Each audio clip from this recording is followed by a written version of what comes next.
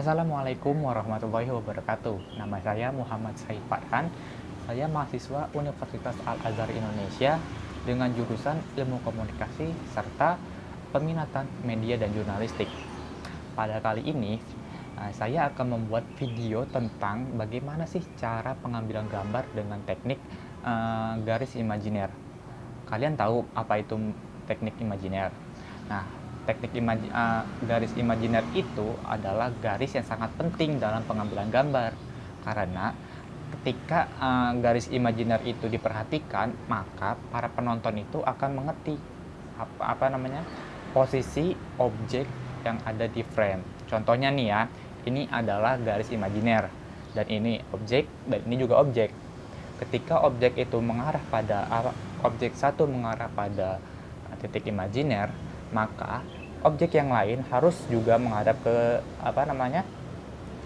garis imajiner.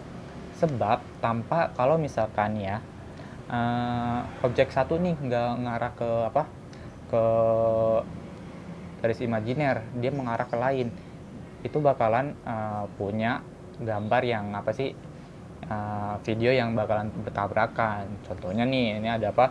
Ini objek satu dia ngarahnya ke kanan.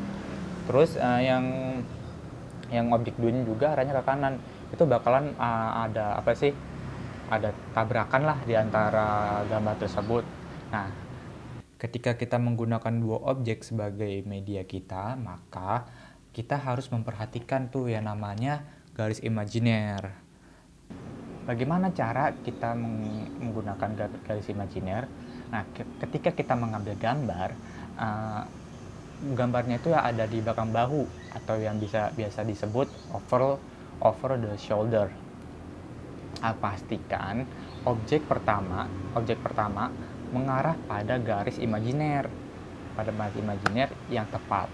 Contohnya nih, jika ada objek pertama mengarah pada garis imajiner sebelah kiri, maka objek selanjutnya harus menghadap ke kanan supaya tidak bertabrakan. Dan juga hal ini nih bertujuan untuk membuat para penonton tuh nggak bingung tentang letak geografis nih, di mana sih tempat tepatnya. Terus yang kedua, aturan in frame dan out frame. Nah, ketika ada objek pertama masuk dari sebelah kanan dan keluar dari sebelah kiri, maka ketika frame selanjutnya objek tersebut harus mengarah pada kanan. Sebab kalau misalkan nih dia keluar dari kiri, terus keluar dari kiri terus masuknya dari kanan, masuknya juga dari kiri juga, itu bakalan menimbulkan efek kayak muter-muter lah gitulah semacamnya. Jadi itu tuh pentingnya garis imajiner supaya para penonton tuh nggak bingung tentang posisi di mana nih objek-objek yang ada di frame gitu. Terus yang ketiga adalah A-match. Pada aturan ini, ketika objek pertama nih sedang berbincang sama objek kedua, nah mata dari objek pertama itu harus menghadap ke kiri supaya ya balik sebelumnya, supaya tidak bertabrakan lagi. Matanya harus mengarah pada garis imajiner. Sedangkan objek kedua juga harus menghadap ke kanan supaya tidak bertabrakan lagi.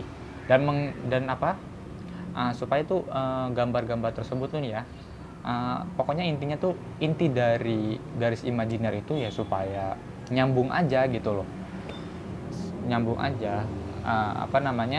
Dari frame 1 ke frame 2 kayak gitu.